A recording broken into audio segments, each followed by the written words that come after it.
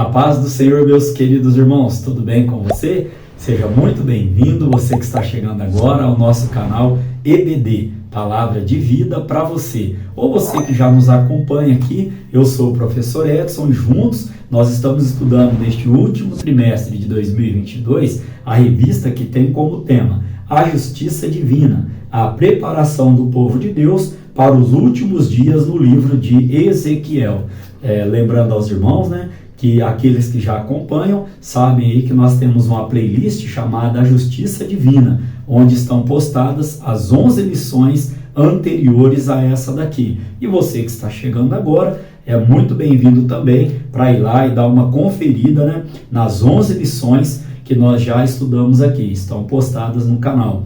E lembrando também aos irmãos que no próximo trimestre nós estaremos estudando, pela misericórdia de Deus, a revista que tem como tema Aviva a Tua Obra, o chamado das Escrituras ao quebrantamento e ao poder de Deus. Nós estaremos estudando esta revista no primeiro trimestre de 2023. Esta lição, irmãos, de número 12, ela é para o dia 18 de dezembro e ela tem como tema Imersos no Espírito nos últimos dias. Amém? Olha que tema forte aqui. Nós não somos nada sem o Espírito Santo de Deus em nossas vidas. Ela tem como texto áureo, um texto que está lá no Evangelho de Jesus Cristo, segundo escreveu João, no capítulo 7, no verso de número 38, que diz assim: Crê em mim, como diz a Escritura, rios de água viva correrão do seu ventre. A nossa verdade prática diz assim: o rio da vida, que representa o fluir do Espírito Santo,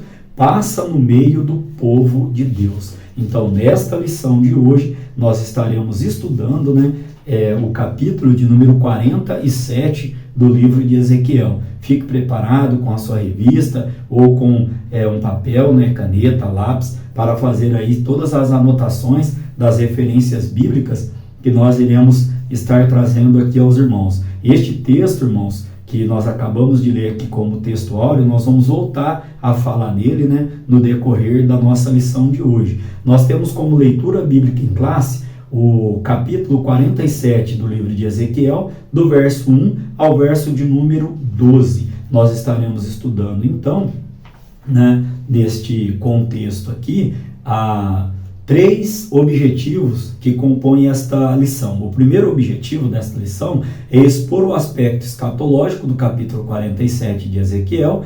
O segundo, apontar a implicação pneumatológica da profecia. E o terceiro, descrever o contexto geológico do Vale do Mar Morto. Aqui, escatologia, é o estudo das coisas futuras, e este termo que aparece agora para nós aqui, pneumatológica ou pneumatologia, é o estudo sobre o Espírito Santo de Deus. Nós temos então, irmãos, como parte introdutória para a nossa lição de hoje, o seguinte contexto, que estaremos estudando aqui então, a presente lição, ela foca o aspecto escatológico da visão, mostra a implicação pneumatológica da profecia e o contexto geológico do Vale do Mar Morto. Ainda podemos trazer aqui aos irmãos que nós veremos estes 3 aspectos, o escatológico, o pneumatológico e a parte geográfica ali da região do Mar Morto. Também, irmãos, nós vamos descrever aqui que as águas descritas no livro podem ser comparadas ao enchimento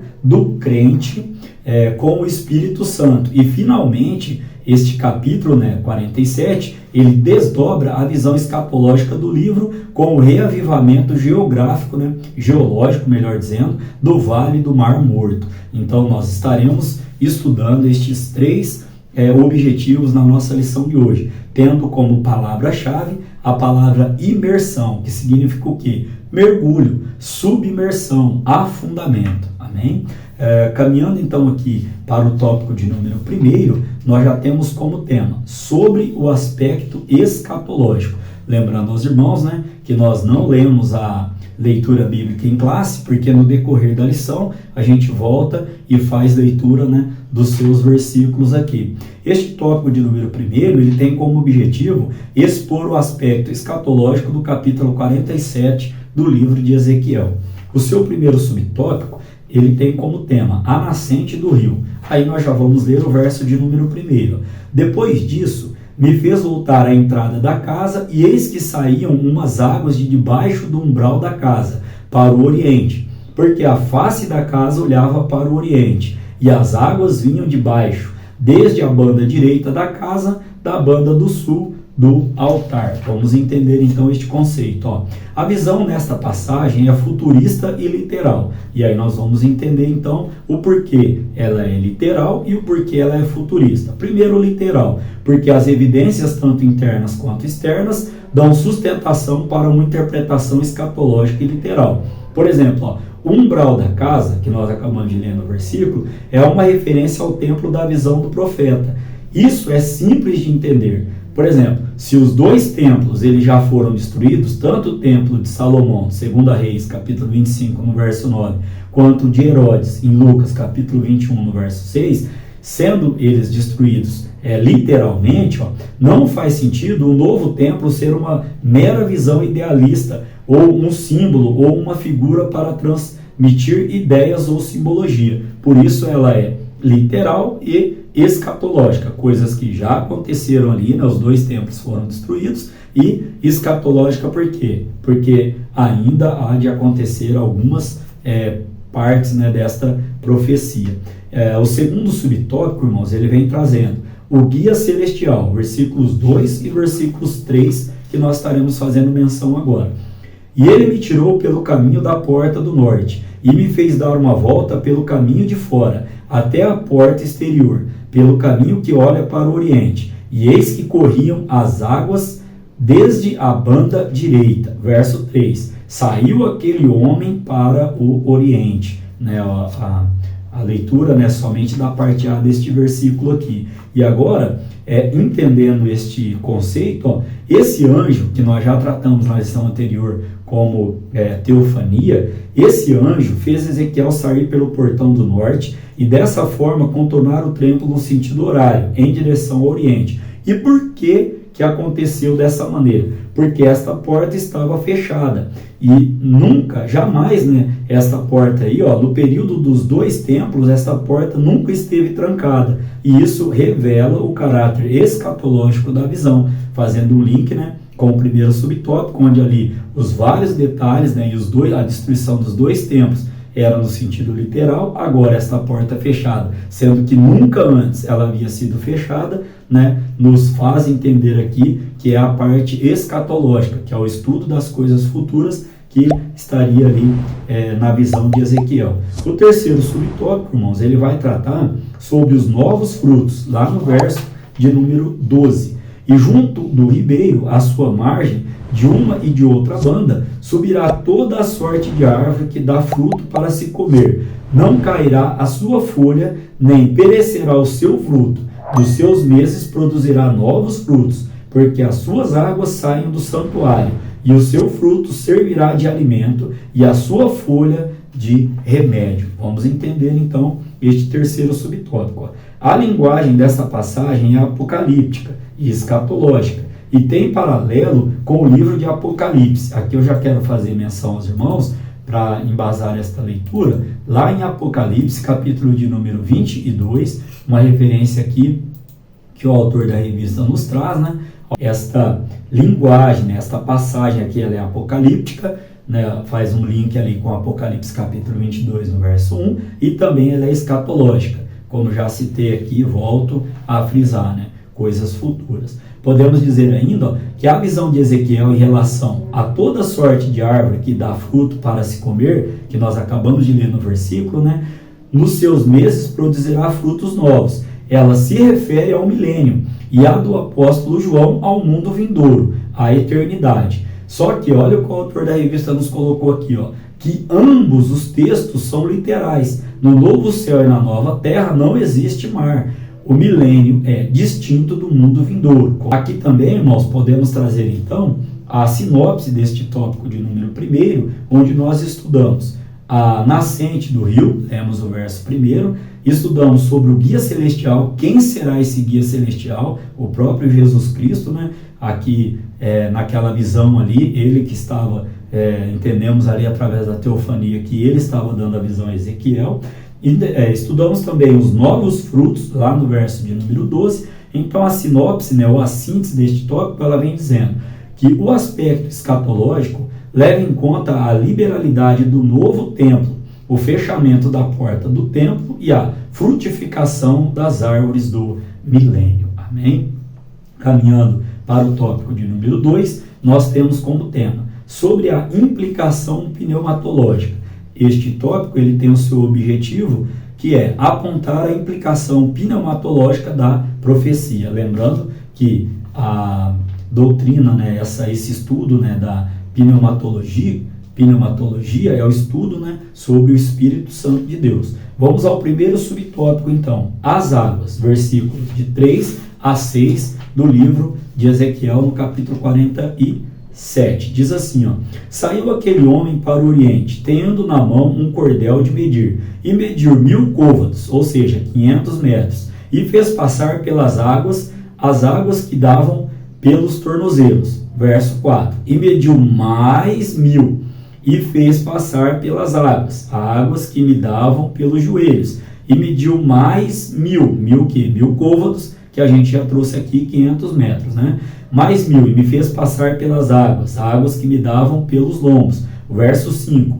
E mediu mais 1000, e era um ribeiro, que eu não podia atravessar, porque as águas eram profundas, águas que se deviam passar a nado, ribeiro pelo qual não se podia passar. E me disse, viste, filho do homem? Então me levou e me tornou a trazer à margem do ribeiro.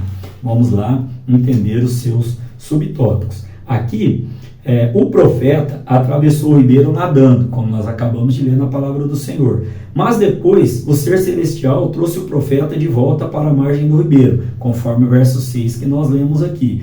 E qual foi o propósito disso, irmãos? O propósito foi que era necessário que Ezequiel visse a extensão e a profundidade do ribeiro para reconhecer a fonte de todos esses milagres. Ainda podemos trazer que essa experiência que Ezequiel teve da imersão do profeta nas águas tem implicações teológicas profundas. Lembra lá que eu comentei do nosso texto áureo em João capítulo 7, no verso 37 ao verso 39, o porquê daquilo ali. Jesus, ele estava falando a respeito do Espírito Santo, né, que aqueles que criam nele iriam receber. E também, irmãos, Jesus estava dizendo ali que eles não haviam recebido ainda. Por quê? Porque Jesus ainda não tinha voltado para o Pai. E nós vamos entender, né, neste contexto aqui, o porquê que esta visão, né, de Ezequiel, ela tem nessa implicação teológica lá no Evangelho de João, no Evangelho de Jesus Cristo, segundo escreveu João, como trouxe aqui aos irmãos. O segundo subtópico, ele tem como tema o Espírito Santo. A imersão de Ezequiel nessas águas pode ser comparada ao crente cheio do Espírito Santo, visto que a água é um dos símbolos do Espírito Santo. 1 de João, capítulo 5, no verso 6. Por que não, irmãos, trazer aqui da importância de nós estarmos buscando o batismo no Espírito Santo? Faz toda a diferença em autoridade em nossas vidas, em poder de Deus para conosco. Não deixemos sempre, né, de estar buscando, né, o Espírito Santo, o poder de Deus na nossa vida, né, com a evidência, né, que nós cremos, ensinamos e professamos, né, do falar em línguas. Ainda aqui, o próprio Jesus se referiu ao Espírito ao falar sobre o Espírito Santo no discurso de João, lá de novo, na capítulo 7, verso 37 e 39, trouxe aqui aos irmãos. Ainda podemos dizer que o Espírito Santo é ilustrado como água, pois, assim como a água é indispensável à vida física de qualquer ser vivo, da mesma maneira, o Espírito Santo de Deus é indispensável na vida do crente. E ainda, irmãos, a água, ela tem o poder de fazer o quê?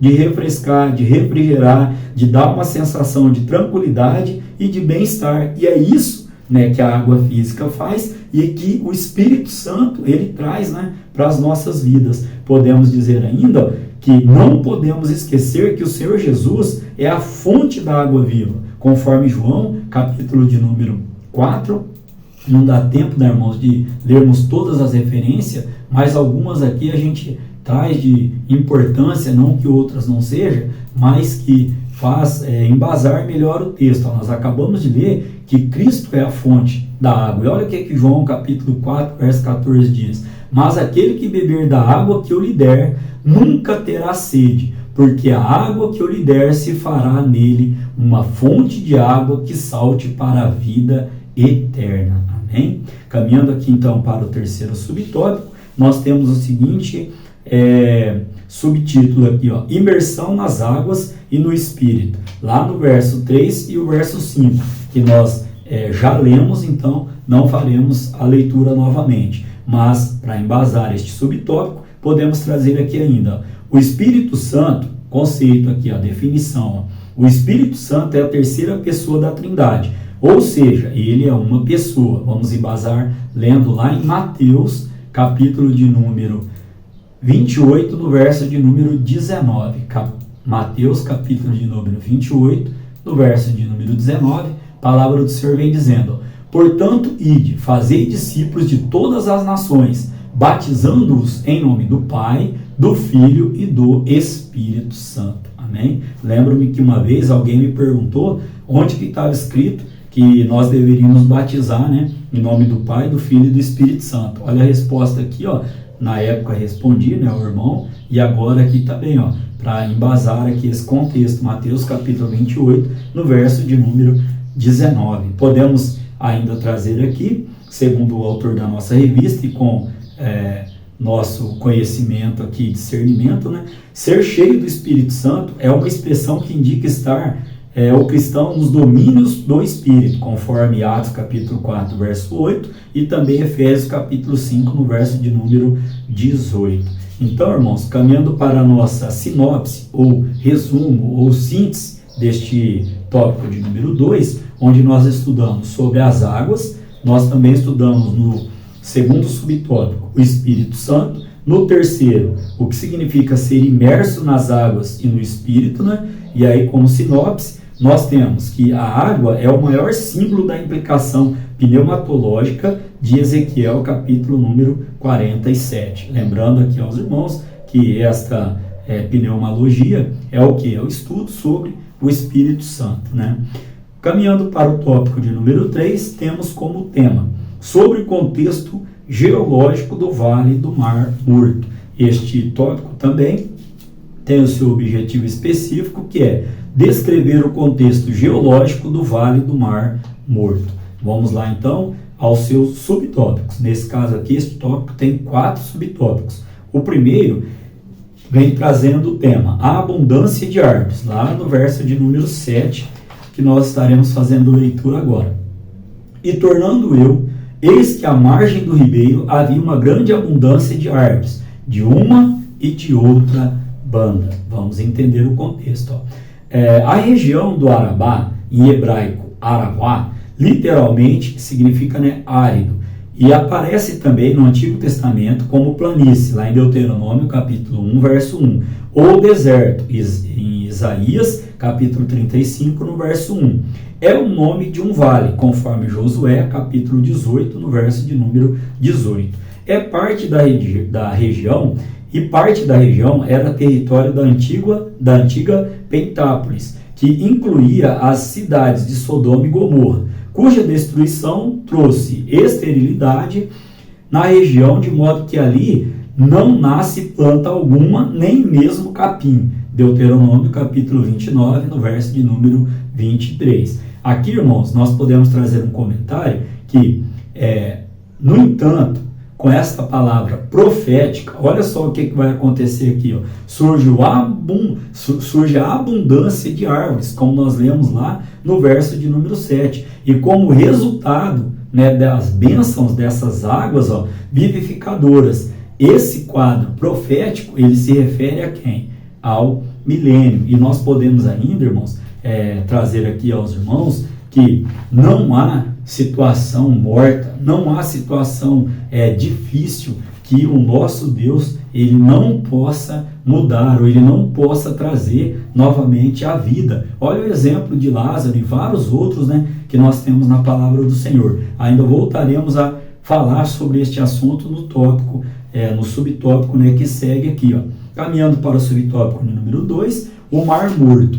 lá no verso de número 8, né, que nós estaremos lendo agora. Então me disse, estas águas saem para a região oriental e descem à campina e entram no mar, e sendo levadas ao mar, sararão as águas. Vamos ao subtópico aqui, ó. Este mar que se refere ao versículo que acabamos de ler é o Mar Morto, ou Mar de Sal, conforme Gênesis capítulo 14, no verso 3. Mar Salgado, conforme Josué capítulo 3, no verso 16. Ou ainda Mar das Campinas, ou Mar de Arabá, Deuteronômio capítulo 3, no verso de número 17. Ele localiza-se na depressão mais profunda do planeta, 363 metros abaixo do nível do mar, e é alimentado pelas águas do Jordão e de uns poucos córregos menores.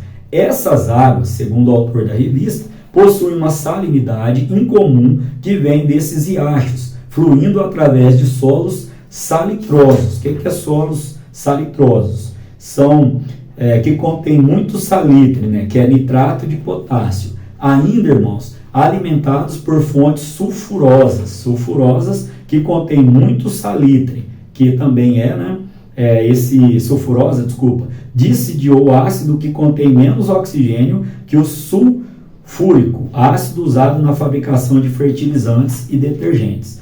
Não há vida nestas águas, que contém mais de 30% de sais minerais, ao passo que a média dos oceanos é de 3%, ou seja, não existe vida. Mas olha o que acontece quando o próprio Jesus Cristo aí, em teofania, ele mostra para o profeta Ezequiel esta visão. Tudo será ali, né, as águas elas vão vivificar aquela região. O subtópico de número 3 diz assim, ó, vida no mar morto, verso 9 e 10 da palavra do Senhor, né, que nós estaremos lendo agora. E será que toda criatura vivente que viver por onde quer que entrarem esses dois ribeiros viverá, e haverá muitíssimo peixe, porque lá chegarão essas águas e sararão, e viverá tudo por onde quer que entrar este ribeiro. Verso 10. Será também que os pescadores estarão junto dele, desde En-Gede até em Eglaim. Haverá lugar para estender as redes. O seu peixe, segundo a sua espécie, será como o peixe do mar grande, em multidão excessiva. Ainda podemos ler o verso de número 11, ó, mas os seus charcos e os seus lamaceiros não sararão, serão deixados para sal. Vamos lá entender, né, o que o autor da revista ele colocou aqui para a gente. Ó. A chegada, como eu disse aos irmãos anteriormente, a chegada das águas vivificadoras do templo revive o mar morto, e o resultado é a grande multiplicidade de peixes como o mar Mediterrâneo. Aqui podemos comentar que estas águas, irmão, que vinham, né, do altar, desaguavam no mar morto, sarando-lhe, de modo que a vida era novamente possível nele. Lembra? Deus me deu essa palavra aqui, que não há situação morta para que Deus não possa agir e não trazer a vida novamente. Ó. Ainda podemos trazer, irmãos, que o poder de Deus pode transformar-nos, não importa quão apáticos ou corruptos possamos ser. Se nós nos entregarmos a Jesus Cristo, deixar Ele agir na nossa vida, Jesus, Ele tem o poder de transformar. O primeiro milagre de Jesus Cristo foi o quê? Transformar água em vinho, lá em João capítulo 2, em Caná, né, da Galileia. Podemos ainda trazer aqui aos irmãos o subtópico de número 4, que diz assim, ó, sobre os charcos, ou seja, águas paradas, lamaceiros com sal que não serão restaurados. Lá no verso 11, que nós já fizemos leitura aqui, ó. Há ainda muitas controvérsias sobre esse assunto, ó. Como a vida não se estende além das águas da salvação que fluem do templo, talvez a morte continue nesses buracos salinos. Uma base para isso é Isaías capítulo 66, no verso de número 24. Também, ó, há quem afirme que estes charcos serão de grande utilidade para a economia por causa da abundância das riquezas minerais, até para o tempero, como sal para os sacrifícios, conforme Ezequiel capítulo 43, no verso 24. mas não há unanimidade sobre nenhum desses pensamentos. Então, eu costumo dizer que onde a Bíblia não fala, nós também devemos nos calar. Amém? Estudamos neste tópico de número 3, irmãos, 4 subtópicos. Quais foram eles? A abundância de árvores. O segundo, falamos sobre o Mar Morto. O terceiro, vida no Mar Morto. O quarto, sobre os charcos lamaceiros com sal, que não serão restaurados. Há mistérios que somente a Deus pertencem. Como síntese deste tópico, podemos trazer a abundância de árvores como resultado das bênçãos das águas purificadoras na região do Mar Morto é a prova da nova realidade milenal. Caminhando para a conclusão da nossa lição de hoje. Diz assim, as águas terapêuticas do rio da visão de Ezequiel saem de debaixo do umbral, e as águas cristalinas que saem do trono de Deus e do Cordeiro, em Apocalipse, apontam para Cristo e o Espírito Santo. Podemos ainda trazer que vemos em tudo isso a restauração escatológica da terra e a efusão, ou seja, o derramamento do Espírito Santo sem medida. Amém? Que Deus em Cristo Jesus continue abençoando sua vida, sua família, seu trabalho e o seu ministério. E querendo Deus, estaremos aqui para estudar a última lição do trimestre, a lição de número 13, que terá como tema: O Senhor está ali. Deus em Cristo Jesus vos abençoe.